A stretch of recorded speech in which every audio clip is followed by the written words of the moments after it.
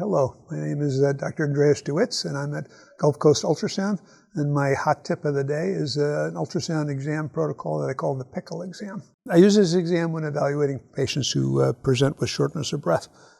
Patient is in a pickle because they're having trouble breathing. I'm in a pickle because I don't know why they're short of breath, and this exam protocol will help you both. The acronym leads you through a series of quick ultrasound views and provides you with useful data that will help you decipher what the most likely cause is of the patient's dyspnea. So the sequence of views that I go through typically will involve a view of the lung on each side, a transverse view of the neck to look at the internal jugular vein, a parasternal long axis view of the heart in both long and in short axes. You look at the kidneys to look for echogenicity, and then looking up for pleural effusion.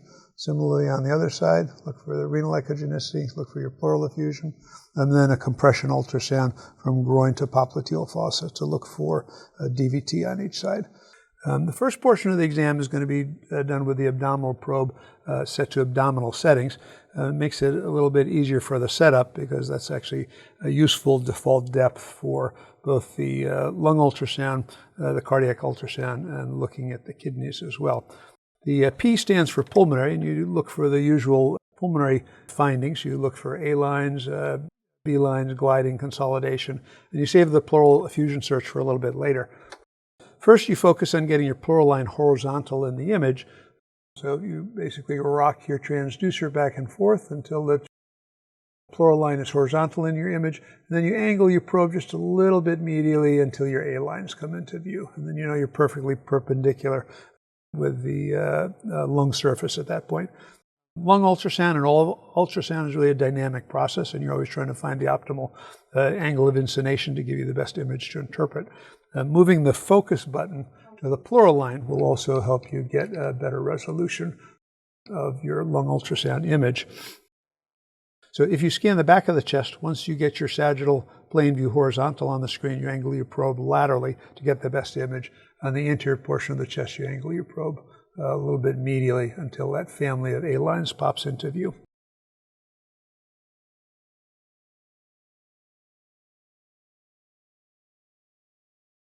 The I is for the IJ and the IVC view. And if I get the info that I need just from looking at the IJ, then I'm done, and I skip the IVC part since these structures are essentially two ends of the same tube.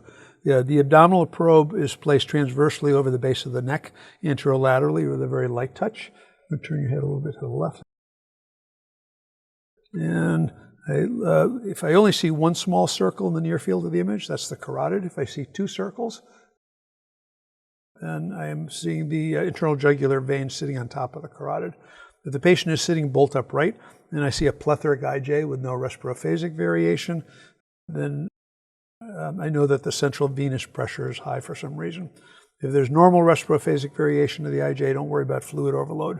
You can always assess the IVC later in the sequence if you need added information.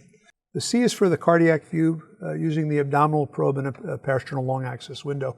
This is the probe that I most often use for the FACEP exam, since without having to change any of the depth settings, it gives me the info that I need about the heart, which is LV function, pericardial effusion, RV enlargement, LVH, aortic root size. For most supine patients, I orient the transducer to the 3 o'clock position. If the patient has a more asthenic habitus, I dial it to about the 4 o'clock position. And I get a perfectly serviceable parasternal long axis view on most patients with this view alone. If you want to get a short axis view, you can just rotate your transducer 90 degrees clockwise and get your short axis image as well. The K stands for kidneys. The window is the typical fast exam view. I usually break it down into 3 parts. I come in a sort of a coronal scan plane. I aim down towards the spine, and then I rotate the cephalad end of the transducer toward the patient's back. And when you have the correct angle, you can see the kidney and the diaphragm. When you're at the correct angle, you can assess the kidneys for echogenicity. This can let you know early on that the patient has underlying renal disease long before you have your interpreter phone or your labs.